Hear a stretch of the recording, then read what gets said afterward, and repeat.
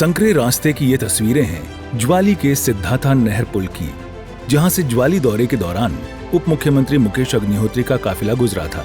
वैसे तो पुलों को आवाजाही के लिए ही बनाया जाता है, लेकिन इस पुल से गुजरने में खतरा ये है कि कुछ दिनों पहले ही इस पुल का एक स्लैब गिर गया था, जिसके बाद प्रशासन ने आवाजाही के लिए इस पुल का इस्तेमाल न करने की सलाह दी थी। अब पुल पर जल शक्ति विभाग के लगाए हुए इस बोर्ड को देखिए। बोर्ड पर विभाग की ओर से साफ शब्दों में लिखा गया है कि नहर के ऊपर से किसी भी प्रकार के वाहन को ले जाना वर्जित है। किसी भी तरह के नुकसान के लिए आप अपने आप जिम्मेदार हैं।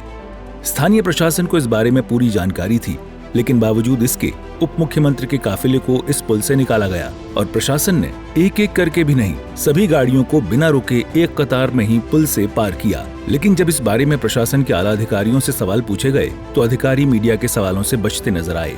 किसी भी वीवीआईपी के दौरे के दौरान उनके निर्धारित कार्यक्रम वेन्यू के निरीक्षण के दौरान सभी चीजों की परख होती है, जिसमें आने जाने के रास्तों से लेकर हर उस जगह का निरीक्षण होता है जहां पर काफिले का ठहराव होता है। तो ऐसे में माना जा सकता है कि इस पुल के बारे में विभागीय चेतावनी के बाद भी निरीक्षण में कैसे चूक हो गई। गनीमत रही कि इस दौरान कोई अनहोनी नहीं हुई, लेकिन इस मामले पर जांच होनी जरूरी है। साथ ही पुल को दुरुस्त करना भी जरूरी है ताकि आगामी समय में कोई अप्रिय घटना न हो। कांगड़ा से रविंद्र चौधरी, सूर्या समाचार। संकरे रास्ते की ये तस्वीरें हैं ज्वाली के सिद्धाथा नहर पुल की, जहां से ज्वाली दौरे के दौरान उप मुख्यमंत्री मुकेश अग्निहोत्री का काफिला गुजरा था।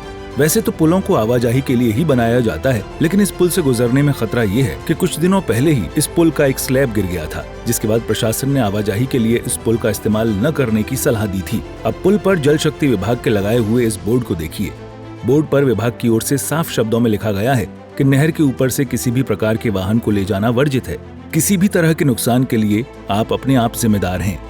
स्थानीय प्रशासन को इस बारे में पूरी जानकारी थी, लेकिन बावजूद इसके उप मुख्यमंत्री के काफिले को इस पुल से निकाला गया और प्रशासन ने एक एक करके भी नहीं, सभी गाड़ियों को बिना रुके एक कतार में ही पुल से पार किया। लेकिन जब इस बारे में प्रशासन के आला अधिकारियों से सवाल पूछे गए तो अधिकारी मीडिया के सवालों से बचते नजर आए।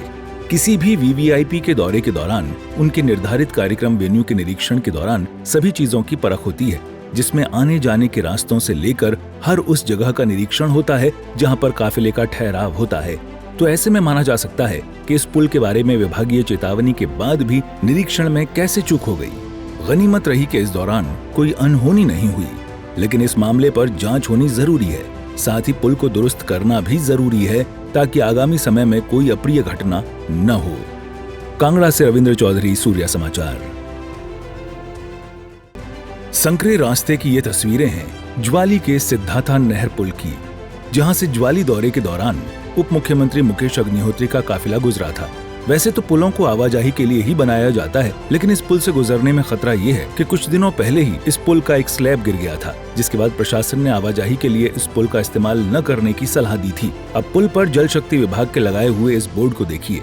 बोर्ड पर विभाग की ओर से साफ शब्दों में लिखा गया है कि नहर के ऊपर से किसी भी प्रकार के वाहन को ले जाना वर्जित है। किसी भी तरह के नुकसान के लिए आप अपने आप जिम्मेदार हैं।